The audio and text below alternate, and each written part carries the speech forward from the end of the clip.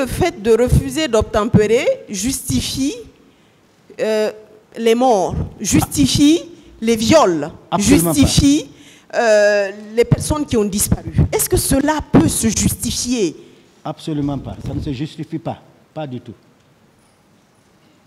Est-ce que lorsque vous entendez ça et que vous avez une pensée, parce que tout à l'heure vous avez dit que vous pensiez souvent aux personnes qui ont disparu, aux personnes qui sont mortes, aux personnes qui ont subi, est-ce que quand vous pensez à ce type de propos, ce n'est pas une insulte à la mémoire des personnes qui ont disparu?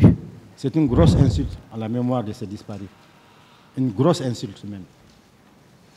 Monsieur Keita, est-ce que s'il y avait un désordre dans le stade ce jour-là, s'il y avait un désordre sur l'esplanade ou dans le stade au moment où les personnes qui étaient venues pour le meeting entraient dans le stade, est-ce que cela justifiait ou cela peut-il justifier les crimes qui ont été commis? Non, madame. Ça ne justifie absolument pas. On vous a posé une question. Ok, pardon. Au contraire, il y avait la liesse, la joie, le you-you. Il n'y avait pas du tout de désordre anarchique comme on pourrait penser, violent. Non, c'était la joie, la fête. Parlez dans le micro, s'il vous plaît. Voilà. C'était donc la joie, c'était la fête pour nous. Voilà. Si le désordre a été sémé, c'est quand le gaz lacrymogène a été lancé et qu'on a commencé à tuer les gens. Et ça ne se justifiait pas du tout, absolument pas. Et plus jamais ça. Monsieur Keita, ce jour dans le stade du 28 septembre, vous y étiez vous-même? Oui, madame. Il y avait votre épouse et d'après vos explications, il y avait également votre fils. Oui, il est là. Si. On vous a posé tout à l'heure une question qui est relative au fait que vous avez voulu adresser un mot à la mémoire des victimes. Est-ce que vous n'avez pas le droit de donner votre ressenti par rapport à ce que vous ressentez, par rapport à ces événements-là? Au-delà du fait que vous soyez allé au stade, à l'appel d'un parti politique, il y avait quand même des membres clés de votre famille. Il y avait vous, il y avait votre épouse et il y avait votre fils aîné. Oui. C'est d'abord ne pas avoir le cœur que de penser à une telle chose. Quand c'est vos compatriotes en plus, et en période de paix, votre famille même, qui subit de tels sorts, vous ne pouvez qu'être indigné, à la limite révolté, parce que c'est inacceptable et c'est inadmissible. Donc vous pensez que le manque d'empathie est pire qu'un cancer? C'est à cause de ce manque d'empathie que j'en veux personnellement au médecin militaire qui n'a pas compati à la douleur et à la peine des blessés qui étaient étalés à même le carreau à l'hôpital Donka. Et M. Keita, pour un peu aller dans le même sens que vous savez, on a quand même la Déclaration universelle des droits de l'homme de 1948 qui dit qu'on devrait compatir à ce qui se passe ici en Chine ou à Tokyo avec la même empathie parce qu'on est quand même dans la fraternité des êtres humains, au-delà de nos nationalités, au-delà des frontières. Oui. Je n'ai plus d'autres questions. Merci, madame. Merci, Monsieur le Président. Monsieur Keita. Oui, madame, maître. Est-ce que vous avez entendu parler de colonel Mathurin Bangoura? Oui, je le connais et je l'ai même côtoyé. Une personne vraiment très affable, très sociale et un patriote. Est-ce qu'il était un membre influent du CNDD? Je sais qu'il était une des personnalités influentes dans le CNDD. D'accord. Je vais vous lire une partie de ses déclarations consignées dans son procès verbal. Oui. Devant le pool des juges d'instruction, il déclarait ceci. À mon retour de la France, j'ai pu glaner ça et là quelques informations auprès de mes collègues du CNDD et du gouvernement. J'ai retenu de ces informations que l'opposition avait demandé officiellement au gouvernement l'autorisation d'organiser une manifestation. Sur injonction du président de la République, cette manifestation n'a pas été agréée. Par la suite, le président de la République aurait ordonné aux éléments de la garde présidentielle d'aller empêcher les opposants de tenir un quelconque discours au stade du 28 septembre. Est-ce qu'à partir de cette déclaration, on ne peut pas dire sans se tromper que c'est le président Moussa Dadis Camara qui a donné les instructions aux éléments de la garde présidentielle d'aller massacrer les manifestants? C'est très possible, madame. En se basant sur cela, il n'y a aucun doute. C'est lui.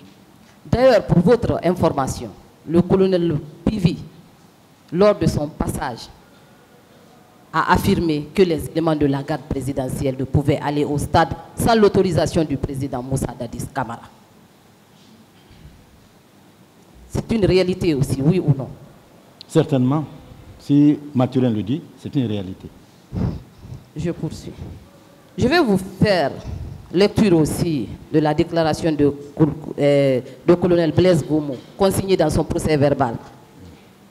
Il déclarait ceci: nous étions sur le trajet de la Bellevue lorsque le colonel Kebouro m'a appelé pour me dire qu'il avait l'intention d'aller sensibiliser les manifestants qui marchaient en direction du stade. Ma question: Moussa Kebouro Camara, en tant que secrétaire d'État à la présidence chargée de la lutte contre la drogue et le grand banditisme, avait-il pour mission d'aller sensibiliser les manifestants au stade?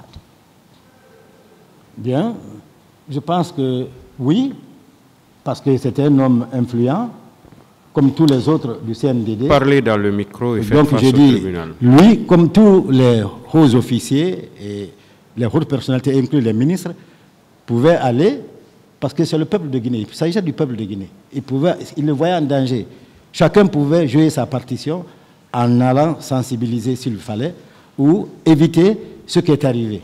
Donc, ils ont toute la responsabilité. Mais lui, il était en détachement. Qui était en détachement? Lui? Le colonel Kebouro.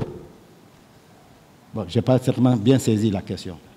J'ai dit, Oui, colonel Moussa Kebouro Camara, en tant que secrétaire d'État à la présidence, oui. chargé de la lutte contre la drogue et le grand banditisme, avait-il pour mission d'aller sensibiliser les manifestants au stade? Il a déjà répondu à cette question. Une autre question. D'accord, monsieur le président. Est-ce qu'il y avait des grands bandits au stade ce jour-là? Non, il n'y avait pas de bandits.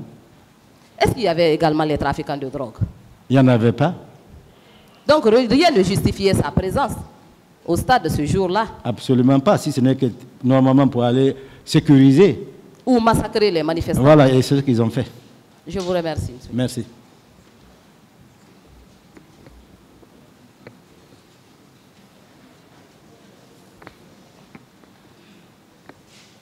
Voilà, Monsieur le Président, juste quelques clarifications parce que à la suite du passage de certains avocats du président Dadis, je crois que beaucoup de choses ont été dites. Il est important de replacer les choses dans leur contexte. Monsieur Keita. Oui, maître. On vous a dit ici que tous les accusés qui sont à ce box Oui. ont nié les faits mis à leur charge, n'est-ce pas? Oui. Et que selon eux, cela signifiait qu'ils étaient innocents en quelque sorte, n'est-ce pas? Oui.